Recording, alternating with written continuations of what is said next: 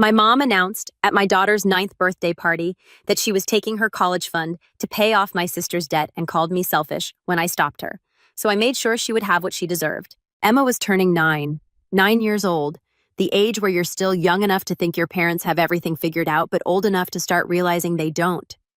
She wanted a princess-themed party, which meant my ex-wife and I had spent the better part of Saturday afternoon hanging pink streamers from every available surface and trying to convince 12 9-year-old girls that this was somehow the most magical experience of their lives. It was working mostly. There was cake, there was pizza, there were kids running around the backyard like they'd been mainlining sugar directly into their veins. Everything was chaos and screaming, and the kind of joy that only exists at children's parties. My mother arrived around 2 o'clock, which was her standard move. Show up after the heavy lifting was done, but early enough to be included in the cake portion. She was carrying a present wrapped in paper that looked like someone had attacked it with a stapler. Her energy was the specific kind of manic that usually meant she was about to do something my therapist would have told me to prepare for. "There's my princess," she said, swooping down on Emma with the kind of intensity that made my 7-year-old step back slightly. She hugged my daughter like she was collecting her for a hostage situation, then immediately started looking around the party like she was assessing the room for entertainment opportunities. My ex-wife Sarah caught my eye across the deck. We've been divorced for 3 years, but we had that specific kind of co-parenting language where a single glance could communicate, "Your mother is about to do something." I was right. About 20 minutes into the party, my mother clapped her hands together loudly the way adults do when they want children to stop having fun and pay attention to them instead. Everyone, she announced, her voice cutting through the chaos like a knife through birthday cake. "I have an announcement." The kids stopped running. Adults froze mid-con conversation. There's something about the specific tone someone uses when they're about to say something that matters, and my mother had nailed it perfectly. "I wanted to say something in front of all of you," she continued, looking directly at me, "because this is a family matter and I believe in honesty, even hard honesty." I felt Sarah's hand land on my arm. A warning, a comfort. A buckle up in physical form. "Your Uncle David's sister, my daughter Lisa," my mother said, gesturing vaguely at people who weren't present, "is in some financial difficulties. She's made some mistakes, but she's family and family helps each other." I already knew where this was going, so I've decided that I'm going to use Emma's college savings to help her get out of debt. It's the right thing to do. Your cousin needs help more than she needs college prep. There was a silence that felt like the entire universe had paused to watch how I was going to react. Sarah's hand got tighter on my arm. One of the other parents was looking at their phone, probably wondering if they should leave. The kids were confused. They'd been 9 and younger, and their brains couldn't process that an adult had just announced they were stealing from a child in front of witnesses. I sat down my beer. "You mean," I said calmly, my voice cutting through the silence like it was a specific kind of weapon, "the account I closed last month?" My mother's face did something complicated. It went from confident to confused to defensive in about 2 seconds. What she said, the college savings account. I repeated, still calm, still quiet enough that only the nearby adults could hear. "For Emma. The one I closed last month when I transferred all the funds to her trust account at the brokerage firm. The one with my name and hers on it, not your name." My mother's expression changed. Her confidence started cracking like thin ice. "I don't," she started. "You don't have access to it," I finished, "because you were never supposed to have access to it. It's Emma's account set up by me, managed by me, closed from your access approximately 30 days ago when I realized you'd been dropping hints about restructuring family finances. You can't just—" My mother started. "Already did," I said. "So I'm not sure which account you were planning to raid, but it wasn't that one." My mother pulled out her phone. I watched her navigate to her banking app, watched her search for the account number she'd apparently memorized, watched her realize that I was telling the truth. "What did you do?" she demanded, her voice getting louder now. "My job as a parent," I said, "which includes protecting my daughter's future from people who think they have the right to make decisions about her money. That's her education," my mother said, her voice rising like it was a volume dial. Someone was actively turning up. "That's her future. That's my daughter," I said, my voice staying exactly the same level. "And I make decisions about her future, not you, not because I don't trust you with money, though we can certainly talk about that, but because she's my child and I'm her father, and that's literally my job." My mother started yelling. Actually, yelling. Not raised voice, not talking firmly. Yelling, the kind of yelling that echoes across a backyard full of 9-year-old girls and their parents. "You're being selfish," she screamed. "Your sister needs help and you're being selfish. This is about you wanting to control everything.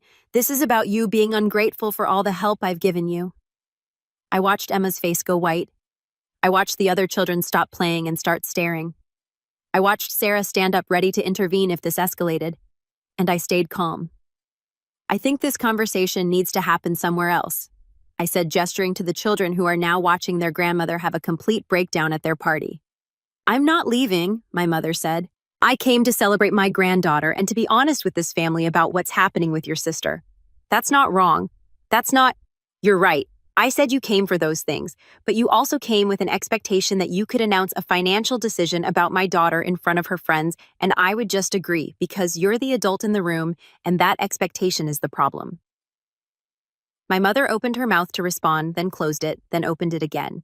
She did that 3 times like a fish, desperately trying to process oxygen from dry land. "You're making a scene," she said finally, her voice quieter now but also angrier, which was somehow worse. "No. I said you made a scene. I'm just standing here. I'm just being honest about a decision I made months ago to protect my daughter's future from being sacrificed to someone else's bad financial choices." "Your sister made one mistake," my mother said. "Your daughter made one mistake," I corrected.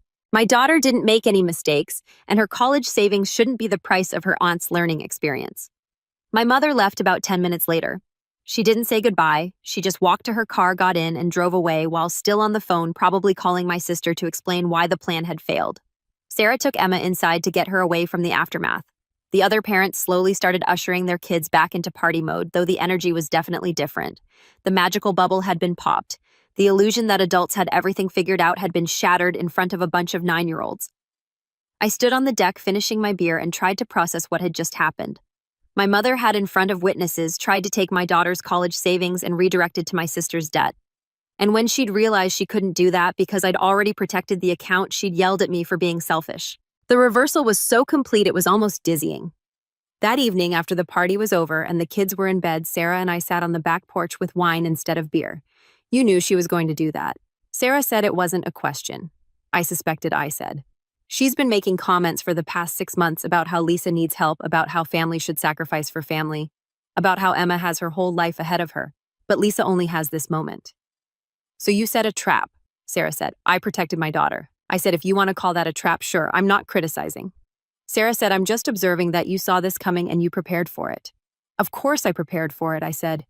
"This is my mother. I know how she thinks. I know she loves my sister more than she respects my autonomy as a parent. I know that given the opportunity, she would absolutely raid my daughter's college fund to solve someone else's problem. The question is," Sarah said carefully, "what happens now?" That was the real question, wasn't it? My mother had just publicly tried to steal from my daughter. She'd yelled at me in front of witnesses for not letting her do it, and she was probably right now trying to figure out how to convince me that I'd been wrong. My phone buzzed. A text from my mother. "We need to talk about this. You can't just unilaterally decide about family finances." I didn't respond. Another text. "Your sister is suffering.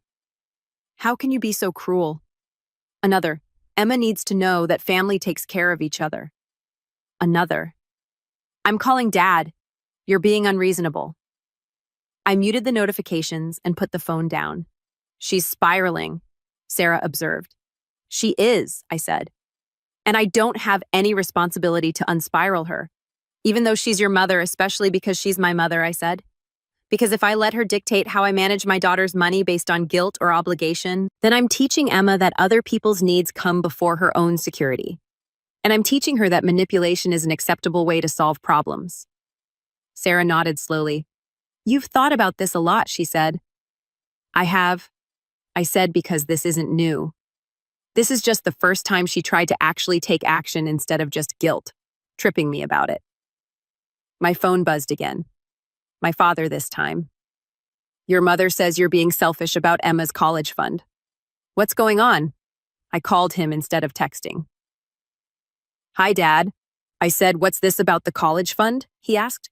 I explained the situation. The account closure, the party announcement, the backup plan I'd had in place for exactly this kind of situation. My father was quiet for a long time. "Good," he said finally. "Good. I said you did the right thing. He said your mother means well, but she doesn't understand boundaries. She never has. And Emma needs you to protect those boundaries. Mom's upset with me. I said, of course she is. My father said, but she'll get over it.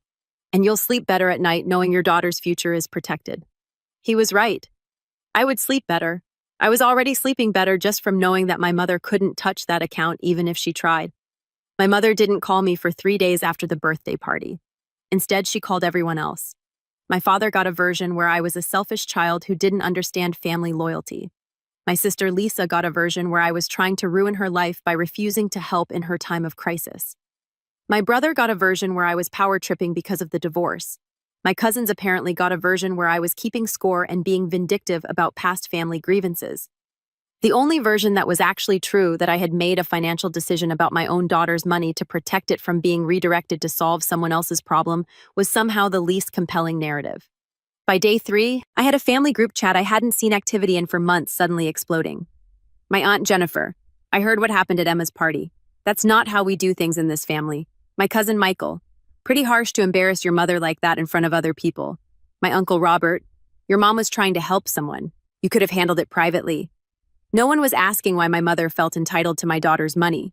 No one was questioning whether it was appropriate for her to announce a financial decision about my child without consulting me. They were just accepting the premise that I'd done something wrong by refusing. I didn't respond to any of them. On day 4, my mother called.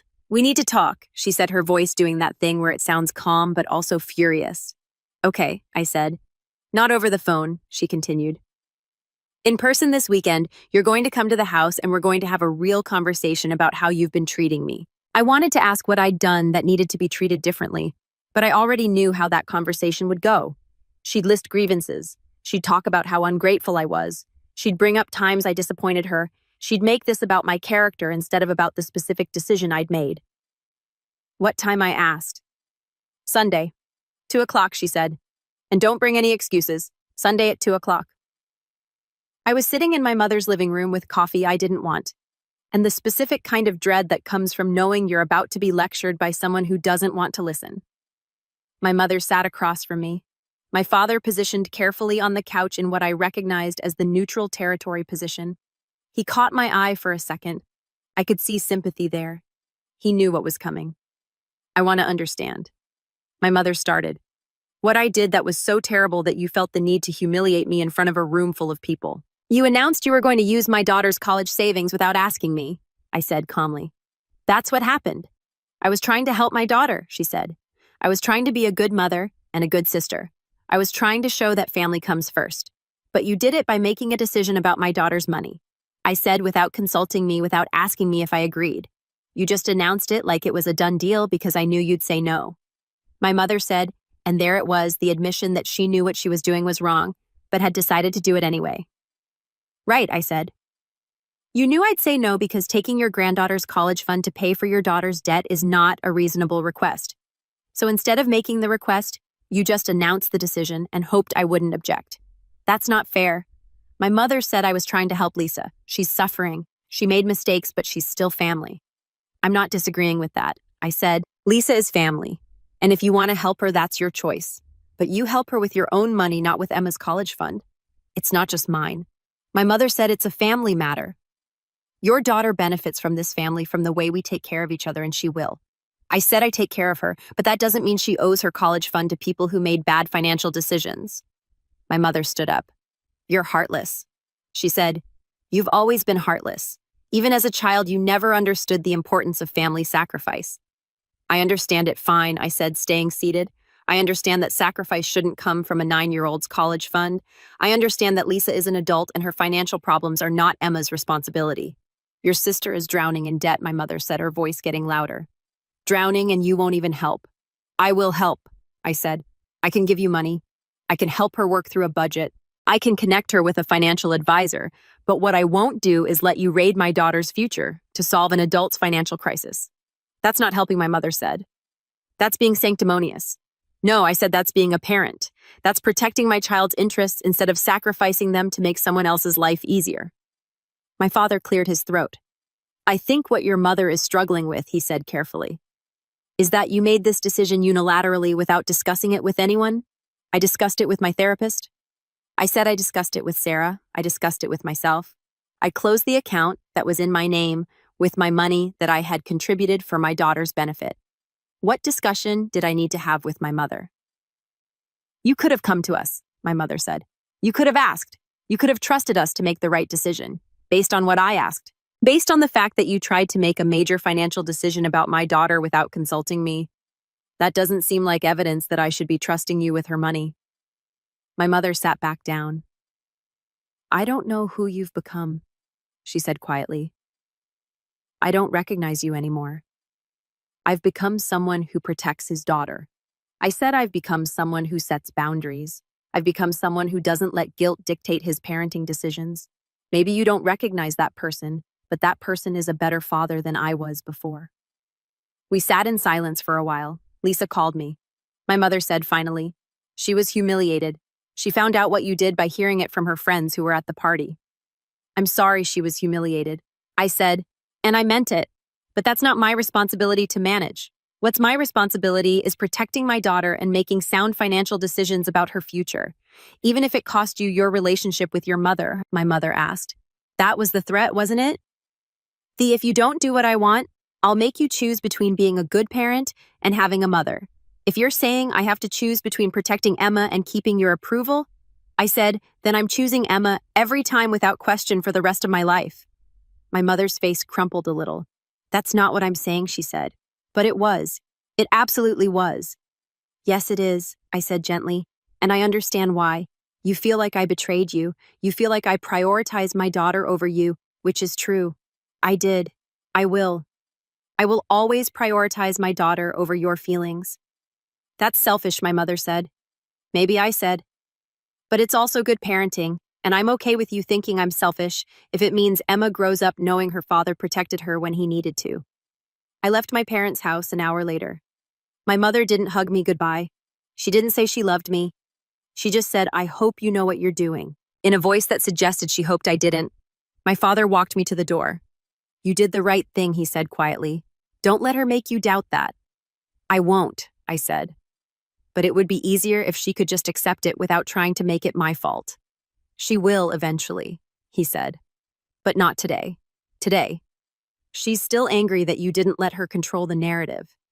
2 weeks later, my sister Lisa called me. I almost didn't answer. Hi, she said, her voice uncertain in a way I'd never heard it before. Hi, I said. I wanted to call earlier, she said, but I was embarrassed and angry, and I guess I was hoping Mom would convince you to change your mind. She tried. I said, I know, Lisa said. She called me like 6 times a day for a week, telling me about all the reasons you were being unreasonable. And now I'm calling because I've been in therapy, Lisa said. And my therapist helped me understand that Mom using my financial irresponsibility as leverage to take money from my niece is not great for anyone. I felt something shift in my chest. I had to declare bankruptcy. Lisa continued. It was terrifying and humiliating, and I hated it. But it also made me understand that my debt is my problem. Not Mom's, not yours. Mine. I'm sorry you went through that. I said, and I meant it. I'm sorry I let Mom turn this into a family crisis. Lisa said I should have told her no. I should have said, I got myself into this. I'll get myself out. But it was easier to let her be angry at you than to be responsible for myself. You're being responsible now, I said. That's what matters. Can Emma still come to my birthday next month? Lisa asked. Or am I on the permanent list? I laughed. Actually laughed. Emma can come, I said. But you're still a little bit on the list, Fair Lisa said. I'll work my way off it. My mother's still angry with me, by the way. It's been 6 months since she's still angry. She still brings up the birthday party like it was a personal betrayal. She still talks about how I handled it wrong and how I should have come to her privately, but she doesn't try to take Emma's money anymore. She doesn't announce plans to raid her college fund. She's learned through bitter experience that there are some boundaries I won't cross. Emma still loves her grandmother, still goes to her house on Saturdays, still calls her to talk about school and books and the stuff that matters to 9-year-olds, but she also knows on some level that her grandmother tried to take something that was hers and that her father stopped it. That's the real lesson, I think. Not that family is important, not that boundaries are important, but that sometimes doing the right thing costs you something. And doing it anyway, even when it's hard, is what actually matters. 3 months after the family meeting, my mother showed up at Emma's school, not to pick her up, not for any legitimate reason. She just appeared in the parking lot while I was there waiting for Emma to come out. We need to talk, she said through the car window. Okay, I said, rolling it down. But not here. Not at Emma's school. Then when? She demanded. You avoid my calls. You avoid my messages. You won't come to family dinners because every time I do, the conversation turns into you trying to convince me I was wrong about the college fund. I said, because you were wrong, she said flatly. You made a unilateral decision about family finances and you won't even apologize. It wasn't a family decision. I said it was my decision about my daughter's money. Those are different things. You know what your problem is? My mother said, her voice getting sharp. You think you're so smart. You think you're so right. But you're just isolated and angry and you're punishing this family for not supporting your delusions. My delusions got a $3 million book deal and made the New York Times bestseller list, I said flatly. Wait, that was the other guy. That's the divorced author guy from the book tour. Not me. I'm the guy protecting his daughter's college fund. I think that's working out pretty well. This isn't about your success. My mother said, this is about the fact that you've become someone cold and distant. You've become someone who doesn't value family. I value family. I said I just don't value being manipulated by family. Those are different things. Emma came out of school. Then she saw my mother's car, and her whole body tensed. Hi, Grandma, she said, getting into the passenger seat with the kind of weariness a 9-year-old shouldn't have to develop. Hi, sweetheart. My mother said, her voice immediately shifting to honey sweet. I was just talking to your father about some things. What things? Emma asked, looking at me. Nothing important, I said. Emma, we need to go. Wait, my mother said. Emma, I want you to know that I love you very much, and I want you to know that your father and I disagreed about something, but that doesn't mean your grandmother doesn't care about you.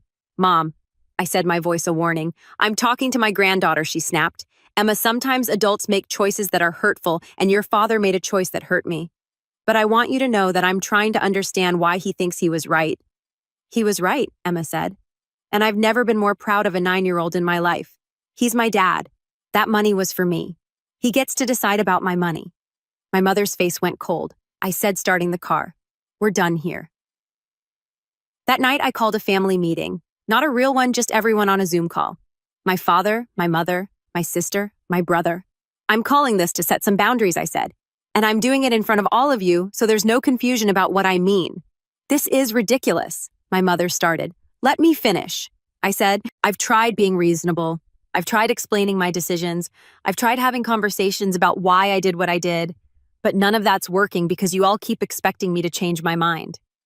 We don't expect you to change your mind, my father said. We just think you showed up at my daughter's school, I said, looking directly at my mother. You tried to use Emma as a mediator in our conflict. You told her that I hurt you by protecting her own money. That crosses a line.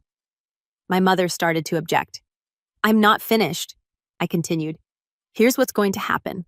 First, you're going to stop bringing this up. The birthday party happened. The decision was made. We move forward from here. Second, you're going to stop trying to convince me I was wrong. I wasn't. I'm not. I won't. Third, you're going to stop treating my relationship with Emma like it's something you can leverage. I would never, my mother started. You literally just did, I said today at her school. So, here's my boundary. If you involve Emma in this conflict again, I'm going to take a break from having you in our lives. Not forever, but long enough that everyone remembers that my daughter is not a negotiating tool. You can't threaten me with my granddaughter. My mother said I'm not threatening you. I said I'm telling you what the consequence is if you keep crossing this line. That's not a threat. That's a boundary. Lisa surprisingly spoke up. I think Dad's right. She said, Mom, you need to let this go.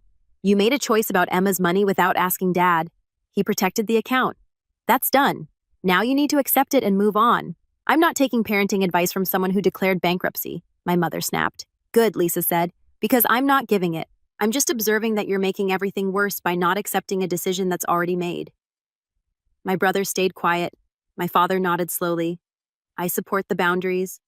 My father said, and if you keep pushing, I'll be backing your son up on taking space. My mother looked around the Zoom like she couldn't believe she was being ganged up on. Fine, she said finally. Fine, I'll stop bringing it up. But I don't accept that you were right about any of this. You don't have to accept it. I said, you just have to stop trying to change it. The next 3 months were quiet. My mother didn't call. She didn't text. She just wasn't there. Emma asked about her a few times. I told her that Grandma was taking some time to think about things. Then around month 4, my mother called. "I want to see Emma," she said. "Okay," I said. "When?" "This Saturday. Just the two of us. I want to take her to lunch.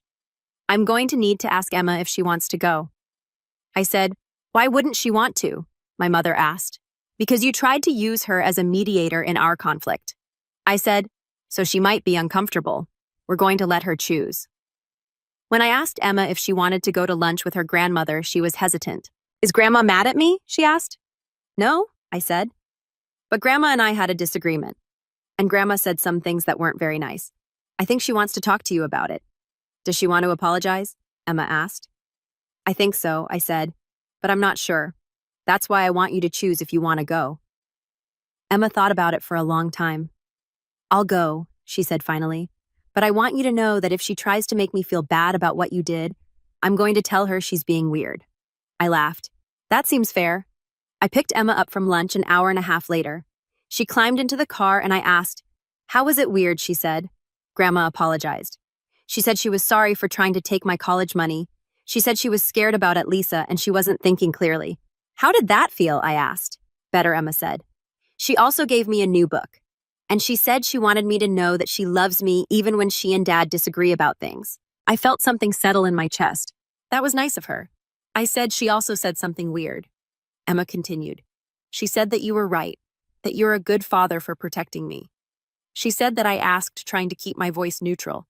She said she didn't like admitting it." Emma said, "But that she's been thinking about what I said, about how the money was for me, and you get to decide about my money." She said that made sense. I reached over and squeezed Emma's hand. "I'm proud of you," I said, "for standing up for yourself. I learned it from you," Emma said simply.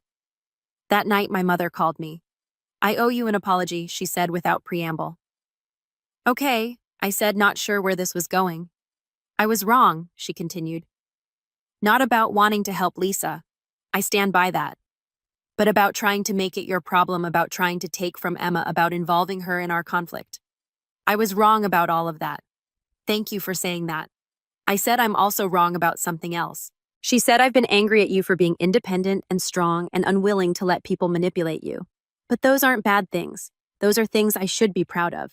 Things I raised you to be, whether I realized it or not. I didn't say anything. I just listened. "I'm sorry," she said again. "Not because I'm trying to fix things quickly, but because I actually understand now what you were doing. You were being the parent you needed to be, and I was being the mother who didn't know how to respect that." "I accept your apology," I said. "I'd like to do better," she said. "Going forward, I'd like to try." "I'd like that too," I said.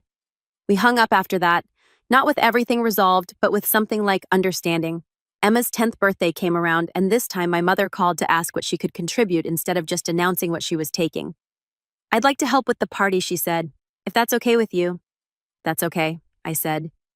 "What did you have in mind?" "Whatever you think is appropriate," she said. "I don't want to overstep." That phrase, "I don't want to overstep," was maybe the most growth I'd ever heard from my mother. She brought a cake, not the main cake, but a dessert she'd made herself. She showed up an hour before the party started and asked if I needed help with anything. She stayed during the party and played games with the kids instead of trying to be the center of attention. When it was time to leave, she hugged Emma and told her she'd see her next week for their standing lunch date. There was no drama, no manipulation, no announcements about financial decisions, just a grandmother being a grandmother. My sister Lisa was there too. She'd been sober for 14 months. She was working as a financial counselor, helping other people avoid the mistakes she'd made. She brought Emma a gift card and a card that said, "To my smart niece who reminds me that consequences teach us things." My brother and I actually talked about work, about our kids, about normal things that brothers talk about when they're not locked in family drama.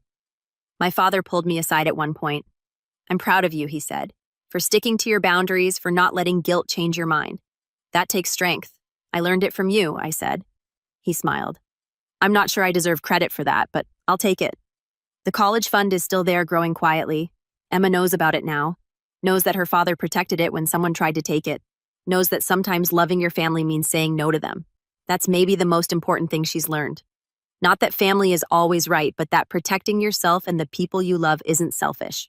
It's necessary. My mother and I still have our differences. She still thinks I should be more forgiving about things. I still think she should be more respectful of boundaries. But we found a middle ground where we both get to be right about some things and wrong about others. That's what family is, I think. Not perfect harmony, not unconditional approval, but people who know you and stay anyway. People who can admit they're wrong. People who can say I'm sorry and mean it. People who can learn. My mother's learned a lot in the past year about what it means to respect someone's parenting, about what it means to have boundaries and actually accept them, about what it means to be a grandmother instead of trying to be the main character in your adult child's life. And I've learned that forgiveness doesn't mean forgetting. It means choosing to move forward even though something hurt. Emma's college fund sits in an account that only I have access to. It will be there waiting for her when she's 18. And it will exist because one day on her 9th birthday, I said no to someone I love. That no protected more than just money. It protected Emma's right to know that her father will choose her safety over family harmony. It protected her from learning that manipulation is acceptable if it comes from someone you're supposed to trust. Most importantly, it protected her from a future where she learned that her own needs come second to other people's problems. Last week, my mother texted me a photo. It was from Emma's school, a father-daughter event that I'd attended. My mother had apparently gotten the picture from another parent. In the photo, Emma's holding my hand. She's looking up at me like I hung the moon. I'm looking down at her like she's the most important thing in the world. My mother's text said, "This is what I see now. This is what I was trying to protect when I was trying to give you her money. Not the money, this you being her father. I'm sorry it took me so long to understand that you were already doing exactly that." I didn't respond with words. I just sent her back a heart emoji because sometimes that's enough. Sometimes a heart is all you need to say. I forgive you and I understand you and we're going to be okay all at once. The college fund is still growing. Emma's still protected. My mother's still learning. My family is still complicated, but we're better now. Not perfect, but better, and better I've learned is sometimes all you can ask for.